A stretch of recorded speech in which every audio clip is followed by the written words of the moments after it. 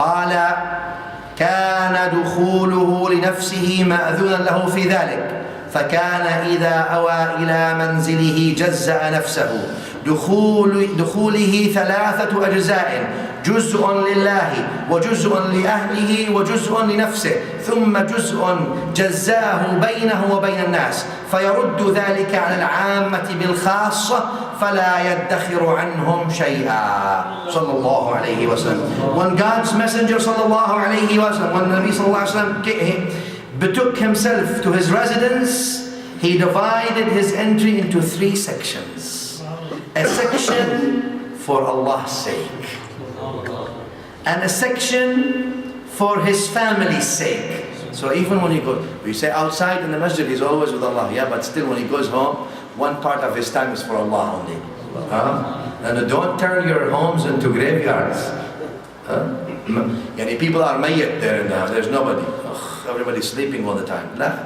Turn your homes into places of dhikr and ibadah. Subhanallah. Now, hadith fi Sahih Muslim, you all know hadith. Some other time we talk about the hadith. Like Nabi sallallahu alaihi wasallam would divide his time in his house into 3. First part is Allah. He gives Allah's part. Sallallahu alaihi wasallam. Then his family's sake. He gives the time for his family. Sallallahu alaihi wasallam. You all know the hadith. Sahih hadith. خيركم خيركم لأهله وأنا خيركم لأهلي. The best of you are those who are best to their families, and I am the best to my family. Sallallahu alayhi wa sallam. Then he divided his section, so number 1 for Allah subhanahu wa ta'ala, then for his family, then his time. But his time he divided his between him and the people. Even then, between him and the people. So he was assigning that in particular to the common folk, people who are common, and he was not keeping anything from them. Anything they want, he gives them, he teaches them, he feeds them. Everything they want, he gives them to the common people. Sallallahu alayhi wa sallam. His conduct in this section of the ummah included the preference for the people with excellent merits. This is who's favorite to Rasulullah sallallahu alayhi wa sallam. Those who have the best of akhlaq, the most excellent of merits, with his permission and its allotment according to the value of their excellent merits in the religion. For among them was the one who was burdened with 1 need, and among them was the one who was burdened with 2 needs, and among them there was the one who was burdened with multiple needs. He would give them time accordingly. You have 1 issue, he takes. If you have 2, 3 issues, people who have everyone he gives him. Sallallahu ta'ala alayhi wa ala alihi wa sallam. Now, he said then, he would therefore preoccupy himself with them and preoccupy them with what benefit them and the ummah. So look at how great this statement is. He would occupy himself with them. But listen, he preoccupies them with what benefits them and the ummah. He does not preoccupy them in insignificant issues. That is, they're never going to be asked about it in the day of judgment. It's not going to benefit them. It's not going to benefit the ummah. He doesn't preoccupy them in trivia. He occupies them in what's beneficial, And there are people nowadays, their sole interest is occupying the ummah in what there is no benefit, and they will never be asked about in the grave. But they leave the things they're asked about in the grave. One time, this mentality of people has always existed. One time a man came to, from the people who do not like Sayyidina Ali much. So he wants to challenge him. He says, so you claim you know what? You know everything? He says, yeah. Saluni qabla an tafquduni. Ask me before you lose me, Sayyidina Ali used to say. So he says, tell me, who's the one who shaved the head of Adam in Hajj? When Adam came and did Hajj, Who shaved or did shave his head? You know, when you do Hajj, you have to shave your head. He says, so who did that to Adam? Are you going to ask about this in the grave? Will Allah ask you, who shaved the head of Adam when he did Hajj? No. But this is the same kind of people. Huh? So Sayyidina told him, Jibreel, go. Jibreel shaved. So he didn't know. He says, how many hairs do you have in your head? Or in your beard? He says, there are many hairs, they're all cursing you. Not that, no. Yeah? And implicitly, you're wasting the time of the ummah and wasting my time. Huh? And what?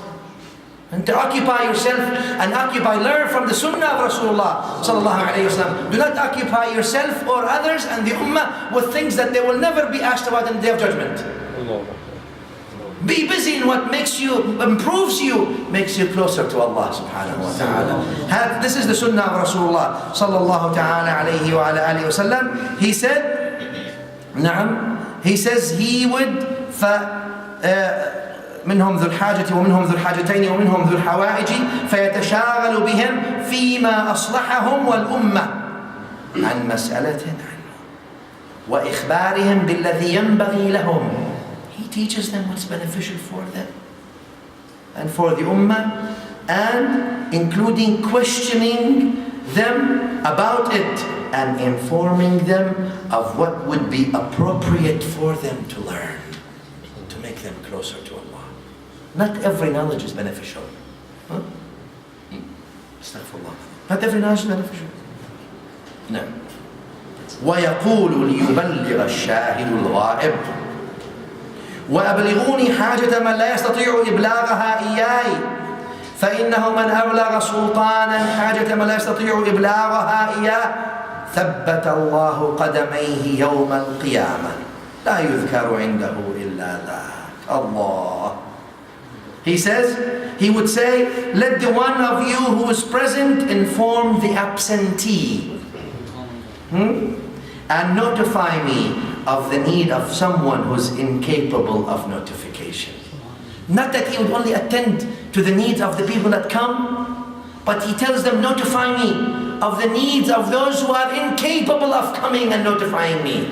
Look at that. For if someone notifies the leader of the need of someone who's incapable of its notification, Allah will affirm his feet and establish his feet firmly on the day of the resurrection. Now he wants to make the ummah a body. You feel. You don't want to extend your feet so the others trip over your foot. No. You want to aid. If your finger, the ummah is like a body. If your finger gets injured, you don't cut it. If your finger has a wound, has pus, has ugly things coming out of it, you don't cut it, you treat it. It's still part of you.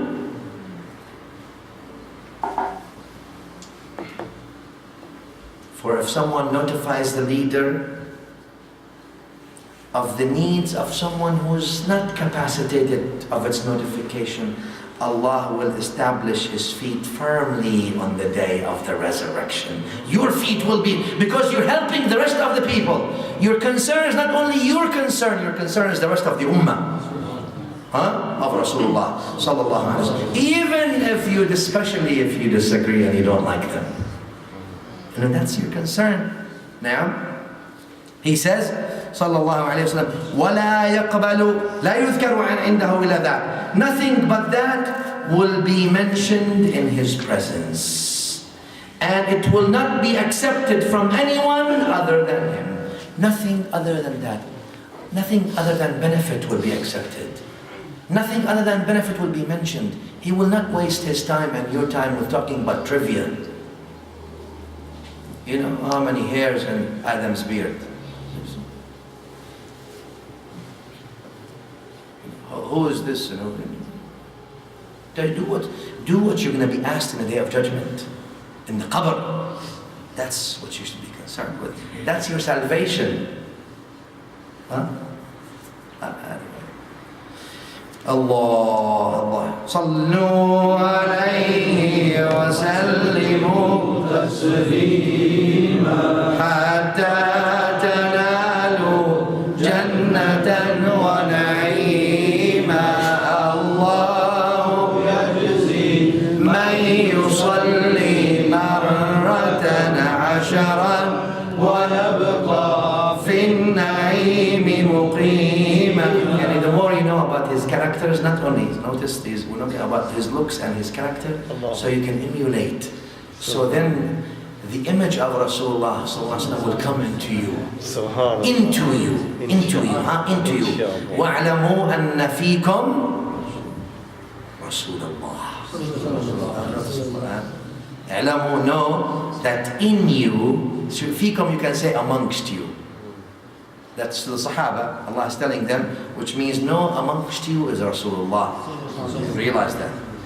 And you know, from the ishara, if we can say though, the ishari, the Sufis have ishara, you know that, sign, understand. Alamu, no, fikum means amongst you, and fi also means in. Know that in you is Rasulullah. And you bring, in other words, if I may take the ishara, I'm not saying this is tafsir, huh? No, from my pocket. You can take it and throw it against the wall, no problem. I have no ego with that. But I can take these characters and put it in you. So in you is Rasulullah. Huh?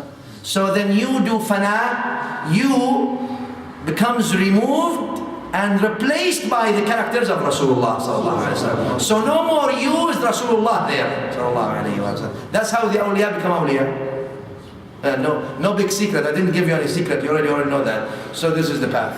Hey, Bismillah. Change and replace your nature with the Muhammadan nature. Your zulumat with the Muhammadan nur. Yeah, zulumat. Turn the light off, the zulumat will escape. Every night, you know, when you go to your house in the night, it's dark. You turn the light off, what happens to darkness? Runs away. The minute you turn the light off, darkness comes right back. That's how it is. Turn the light off, on, and see how the darkness runs away. But keep the light always on. Otherwise, you'll go back to darkness again. Now, يدخلون روادا, he says يدخلون روادا ولا يفترقون إلا عن دواء ويخرجون ذل صلى الله تعالى عليه وعلى آله وسلم. He says they will enter as seekers. And they will not separate except on the strength of an intuition, and they will emerge as guides to goodness. Look at that. Look at this characters. They enter as seekers. And they don't, you know how some people go now. They already have the question, and they have 17 different versions of the answer. Shaykh, Maulana Sahab, what is your opinion on this? He already has the answer. So Shaykh tells him the answer. He says, but no, this is not how. Now he wants to show himself, I'm a big Shaykh, I'm a scholar, I know. But this is not how it is here, this is not how it is, look at it. So if you know the answer, why are you asking me? Don't tell you how much. Allah, if you're Abu Hanifa of this time, why are you asking the little one? You are the big man. Huh? Waste time. Again, contrary to the Sunnah, in things that are not beneficial to you or the Ummah. And you already have, if 1 million people come and tell you you have your, anyway. They come as seekers, they don't come as I know. No, they seek knowledge. Therefore, those people who come with that intention, they come out what? Guides to the Ummah. Because they come with the intention of actually sincerely seeking knowledge. They don't come with the intention of how can I learn something other people don't, so I make them feel stupid. They come of the intention to be beneficial to the Ummah, not so they can teach to be beneficial, not so they can teach to be superior. Notice? So you can teach to be beneficial for you first and for your community second, or you can learn so you can make yourself feel superior. But superiority only known by Allah, to Allah. Nobody knows who's superior. You will lose on it. They come out as what? Seekers. He said, sallallahu ta'ala alayhi wa sallam, قال فسألته عن مخرجه كيف كان يصنع فيه. Al-Hussein said, I asked him about his, Nabi sallallahu alayhi wa sallam's exit. How was his demeanor in public? Yani when he goes out in public, how was his demeanor sallallahu alayhi wa sallam? He said, يخزن لسانه إلا مما يعنيهم ويؤلفهم ولا يفرقهم أو قال أو ينفرهم. Look at this. Allah's Messenger sallallahu alayhi wa sallam used to withhold his tongue from speaking except about that which concerned him. Withhold his tongue. He himself. Sayyidina Siddiq radiallahu ta'ala anhu, you know, Sayyidina Abu Bakr as-Siddiq radiallahu ta'ala anhu arda, he used to put a pebble, a little stone, on his tongue, and he would walk days. Whenever he's walking in public, he puts, and he puts, don't do that. Maybe I don't want you to swallow it, then you come say, Shaykh told me to do this.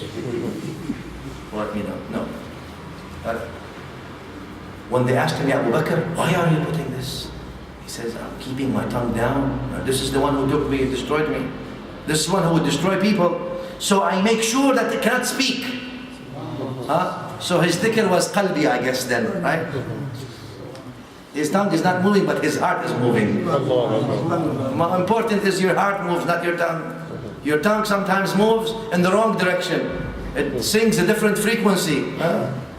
103 FM. We want you to be with La ilaha illallah frequency. That's the problem. Your tongue wants to take you right and left. Some people have 3-4 tongues at the same time. You want to have... Sayyidina Siddiq Akbar radiallahu ta'ala anhu arda would put a little pebble on his tongue and he would walk. They said, Ya Abu Bakr, why are you doing this? He said, هَذَا الَّذِي أَوْرَدَنِي الْمَهَالِكِ. He holds his tongue. He says, this is the one that destroys people. Where did he learn this? An-Nabi sallallahu alayhi wa sallam. Because the Nabi sallallahu alayhi wa sallam was what? He would withhold his tongue. Look at this. Withhold his tongue from speaking except about that which concerned him. Some people don't speak about everything. He used to socialize with them and he would not alienate them. There was no distance. Yani no entourages, no assistant chief, and the assistant chief has another assistant, and the other assistant, and before you get to Maulana, you have to go through 17 different people, and you never get to him. And no, first, what do you want? And then, you know, all these titles, Maulana, Hujjatul Islam, Janab, Shaykhul Islam, Shaykhul Muslimin, all these big titles, we never ever get to the we want to. Bismillah. Ya Abu Bakr. Sahaba yusuf, Ya Abu Bakr. Khalas, yani that's it. It's the love is in the heart. Yani all these titles and all these things. I was telling the brothers yesterday, if you call nowadays shuyukh, maybe may Allah not make me, I'm not talking about anybody, maybe I'm talking about myself. If you call them with their first name or with their nickname, yani my nickname Abu Yahya, for example. If you call maybe some of the murids will make you shish kebab right away, and they throw you on the grill. Why? How dare you calling the sheikh with his first name? You gotta call Janab. Respect is important. Let's not make rituals. ليس منا من لم يوقر يرحم صغيرا ويوقر كبيرا. حديث الترمذي صحيح. لكن also there's that notion, accessibility of a Nabi sallallahu alayhi wa sallam to every single one. The lowest, I shouldn't say the lowest, I apologize. Sorry, astaghfirullah. The least knowledgeable and the most knowledgeable. The Bedouin who doesn't know anything and Abu Bakr as-Siddiq. Both of them, and Nabi sallallahu alayhi wa sallam is accessible to them. They go, they speak to him, no problem. No problem. Anytime, any day. Anything, his door is open and his smile is like this and he listens to everybody. Sallallahu alayhi wa sallam. There's no protocol.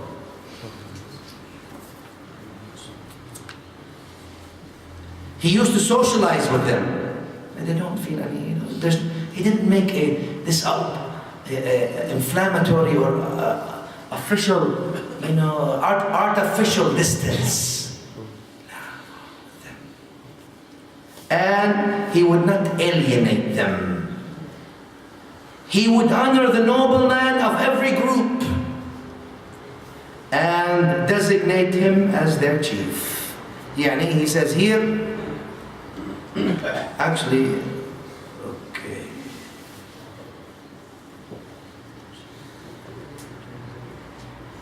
Actually, he missed also a translation, I believe here. He would socialize with them, يُؤَلِّفُهُمْ. No. He would hold his tongue from things that are not beneficial to them, concerning to them. وَيُؤَلِّفُهُمْ وَلَا يُفَرِّقُهُمْ. He would try to unify them, not divide them. People are people. People have different backgrounds, different knowledge, different level, different rank, different spirituality, different attachment. And Nabi Sallallahu Alaihi Wasallam was not, his concern was not to divide his ummah that still calls on him and believes with him. No. His concern was to unite them. يُؤَلِّفُهُمْ. Ta'lif means bringing them together, even if they're distant, not to divide them together. He used to honor every honorable person in every tribe, and he would make him the chief on his tribe. His tribe likes him, they're his chief. And then he would warn people. He would caution the people and be wary of the evil people among them without concealing his good humor and his natural disposition from anyone among them. Sallallahu ta'ala alayhi wa alihi wa sallam. He would look after his companions. يَتَفَقَّدُ أَصْحَابَهُ.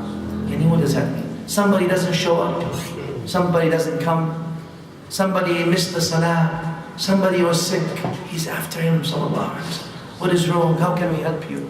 What is this? يَتَفَقَّدُ أَصْحَابَهُ وَيَسْأَلُ النَّاسَ عَمَّا فِي النَّاسِ. And he would ask the people about what is affecting them. He's concerned about the people. وَيُحَسِّنُ الْحَسَنَ وَيُقَوِّيهِ وَيُقَبِّحُ الْقَبِيحَ وَيُوَهِّنَ. He would present the beautiful in a favorable light and strengthen it, and he would make the ugly repulsive and weaken it. معتدل الأمر غير مختلف لا يغفل مخافة أن يغفلوا ويميل لكل حال عنده عتاد لا يقصر عن حق ولا يجوزه الذين يلونه من الناس خيارهم أفضلهم عنده أعمهم نصيحة وأعظمهم عنده منزلة أحسنهم مواساة ومؤازرة. He says he was equitable, not argumentative. He doesn't argue. Some people argue just for the sake of argument. Nabi Sallallahu Alaihi Wasallam was not argumentative. He would not be neglectful for fear they might be negligent or they might be absent. For every situation, there was a means at his disposal. He would not fall short of the truth, and he would not overstep it. Sallallahu alayhi wa sallam. Those of the people who followed him were the best among them. The most meritorious among them, in his opinion, was the one who most embraced his sincere advice. The greatest among them in status, in his opinion, was the finest of them in consolation and support. Sallallahu alayhi wa sallam. Those people who are more in consolation of support of the ummah, the people who are more concerned of the ummah, those who are closest to him are those who are best contributors to the benefit of the ummah. Sallallahu ta'ala alayhi wa alihi wa sallam. You tell me when I need to stop.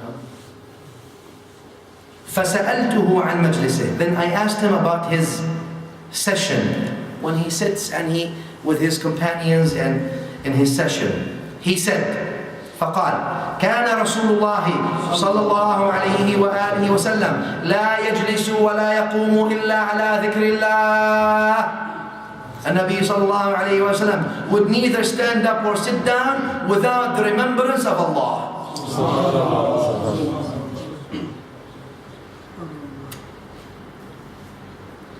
لا يوطن الأماكن وينهى عن إيطانها. وإذا انتهى إلى قوم جلس حيث ينتهي به المجلس ويأمر بذلك ويعطي كل جلسائه بنصيبه. لا يحسب جليسه أن أحدا أكرم عليه منه. من جلسه أو قاومه في حاجة صابره حتى يكون هو المنصرف. ومن سأله حاجة لم يرده إلا بها أو بميسور من القول. قد وسع الناس منه بسطه وخلقه فصار لهم أبا وصاروا عنده في الحق سواء. صلى الله تعالى عليه وعلى آله وصحبه وسلم. He said, when he eventually joined a group of people, he would sit where the session would be. No, he would sit wherever he gets. Wherever he enters, that's where he would sit, at the end of the majlis.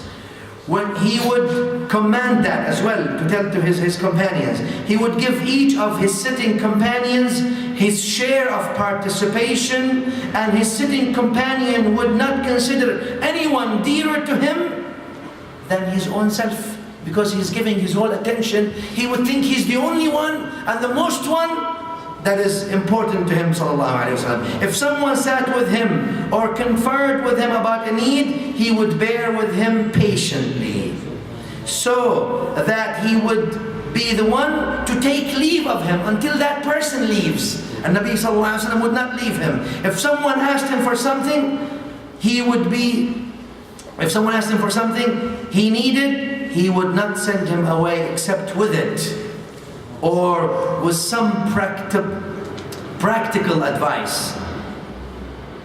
His demeanor was good, obvious, good nature, and he had encompassed the people so that he became like a father for them. He became like a father for them. Sallallahu alayhi wa sallam. He's like the father of this ummah. He's like the father of this ummah.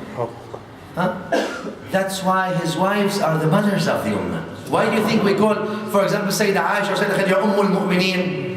Because Abul Mu'mineen, the father of the Mu'mineen, is him, sallallahu alayhi wa sallam. So, azwajuhu ummahatuhum. Their wives are their mothers. Now, because he's our father, sallallahu alayhi wa sallam, in that sense, and for those are also in a specific sense. Now, and they became truly equal to him in his presence, sallallahu alayhi wa sallam. They felt equality. His session was one of knowledge, understanding, modesty, trust, and patience. His session were always like that, sallallahu alayhi wa sallam. مجلسه مجلس حلم وحياء وصبر وأمانة. لا ترفع فيه الأصوات ولا تؤبن فيه الحرم ولا تثنى فلتاته. متعادلين يتفاضلون فيه بالتقوى متواضعين يوقرون الكبير ويرحمون الصغير ويؤثرون ذوي الحاجة ويحفظون الغريب. Voices in his majlis were not raised. People did not raise voices in his majlis. Sanctities were not violated in it. People did not violate other people's rights who were not present in it. Any other things were not violated in his majlis, sallallahu alayhi wa sallam. Its lapses were not repeated. If somebody lapsed, that was it. That was the last time they lapsed. They learned. They were on par with one another. They all were on par. They were all equal. Whether they were rich, poor, black, white, yellow, I don't know, whatever it is, they're all the same. Arab, non-Arab is everyone. Everyone were on par with one another, but they used to contend with one another in the session for superiority in piety. Behaving humbly and modesty. That was their competition. They used to revere the elder in the session, and in it they would treat the junior with mercy and compassion. They used to give preference to the needy, and they would take good care of the stranger. This was the majlis of Rasulullah. Do we still have more time? 20 more minutes, so we'll finish the hadith, I think. And then after that, if anybody has questions, we will try to answer. صلوا عليه وسلموا تسليما حتى تنالوا جنة ونعيما الله يجزي من يصلي مرة عشرا ويبقى في النعيم مقيما. قال قلت, Hussein says, I asked my father, كيف كانت سيرته في جلسائه؟ قال كان رسول الله صلى الله عليه وآله وسلم رسول الله صلى الله عليه وسلم كان دائم البشر سهل الخلق لين الجانب ليس بفظ ولا غليظ ولا صخاب ولا فحاش ولا غياب ولا مداح يتغافل عما لا يشتهي ولا يؤنس منه ولا يؤس منه ولا يخيب فيه. قد ترك نفسه من ثلاث: المراء والإكثار ومما لا يعنيه. وترك نفسه من ثلاث: كان لا يذم أحدا ولا يعيره ولا يطلب عورته ولا يتكلم إلا فيما رجا ثوابه. إذا تكلم أطرق جلساؤه كأنما على رؤوسهم الطير. صلى الله عليه وعلى آله وسلم. He said, Allah's messenger كان رسول الله صلى الله عليه وآله وسلم was always good-humored. Always good-humored. We hear, good humor from him, sallallahu alaihi wasallam. Easy-going, yusr, mild-mannered, neither rude nor coarse, nor loud, nor obscene, nor slanderous, nor avaricious. Not here slandering others. He would not take interest in that which he did not desire, but he would not cause someone hoping for it to despair of it. He would not accept an invitation to it. He abstained from three matters: contention, argumentation, and what did not concern him. Contention, this self-righteousness and contentions like that. And argumentation and what did not concern him. He had also relieved the people of three matters. He would not blame anyone. We're easy to blame. Oh, the fault is this. Oh, it's their fault. It's this fault. No. Why is this happening? Because it's the media's fault. It's what are you doing about it? Other than complaining. Okay. He would not blame anyone. Oh, why are we like this? Oh, because they are the others. They have lots of money and they have, mashallah, they're supported. Or what are you doing? So what are you going to do today? That's the question. It's not about other people. What other people do, that's not important. What do you do is important. Now, he would not blame anyone. He would not find fault with anyone. Ya Allah. He looks at the good sides of people. He does not try to find faults in other people. And he would not invade people's privacy. Allah. Allah. The Sunnah of Rasulullah. He would not blame anyone. He would not find fault in people. And he would not invade their privacy. Yes. His speech was limited to what was meritorious, beneficial. When he spoke, his table companions bowed in silence.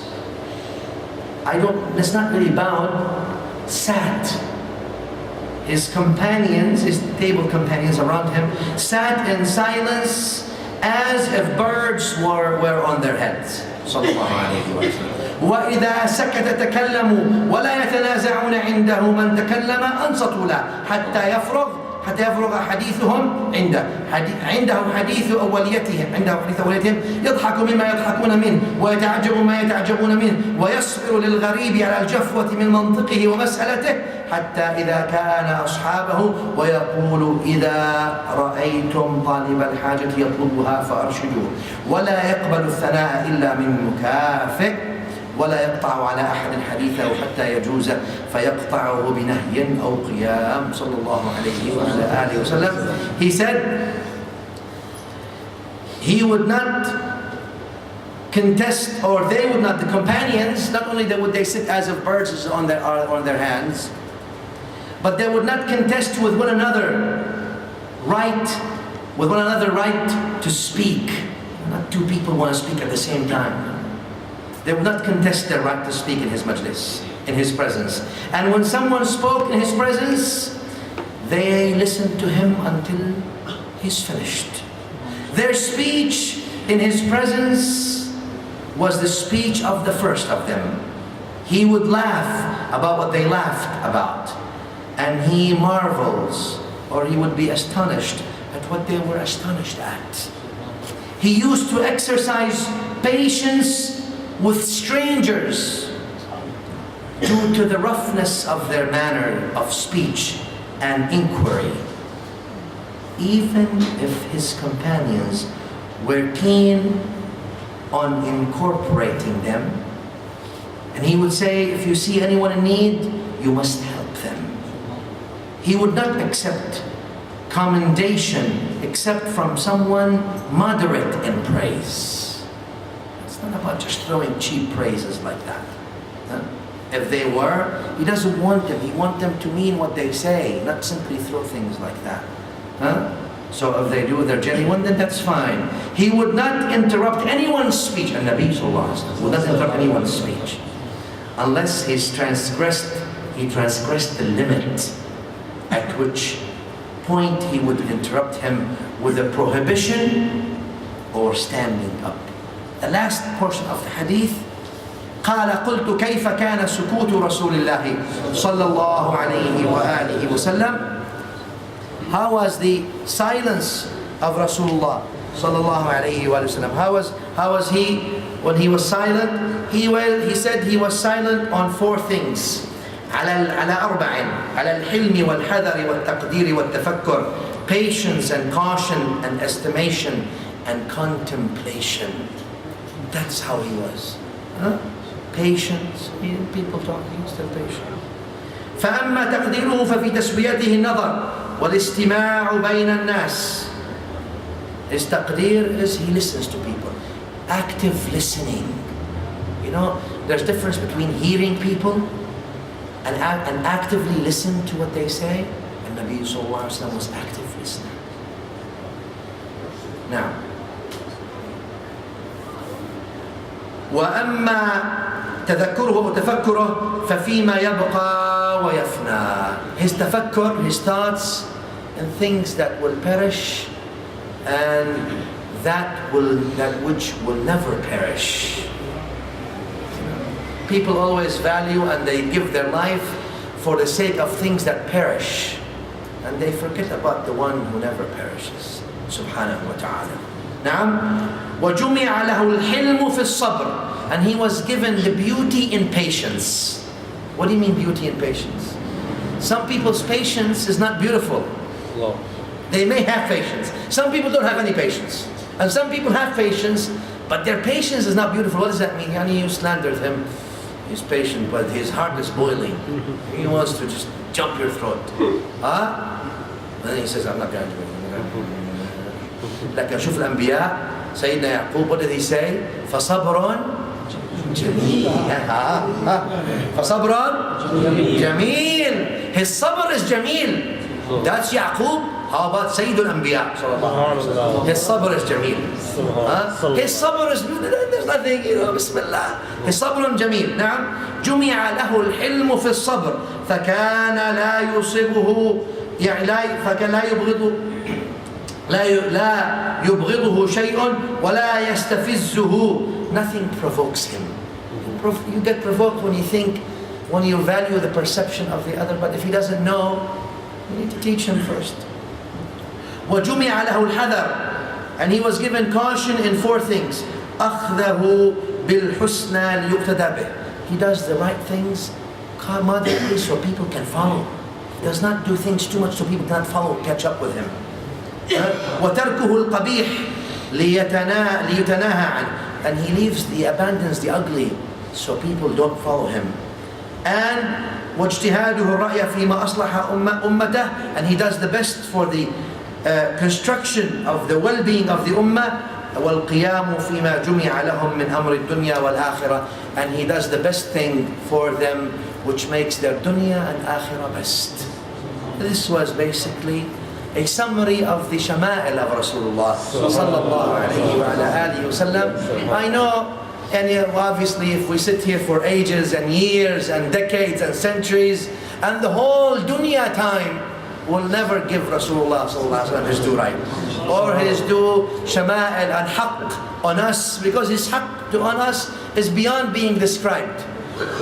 But maybe this glimpse from the Shama'il of Imam al-Tirmidhi, inshallah, will give us shed some nur in our heart, so we can imbibe these characters, and we can live those characters, and we can emulate them, and we can bring them to our homes, so we little by little turn ourselves into Muhammadi sallallahu alaihi wasallam, rather than who we are, because who we are needs lots of polishing. So we might as well follow the nur that Allah subhanahu wa ta'ala sent to us. Wa sallallahu wa sallama ala sayyidina Muhammad wa alihi wa assalamu alaikum wa rahmatullahi wa barakatuh.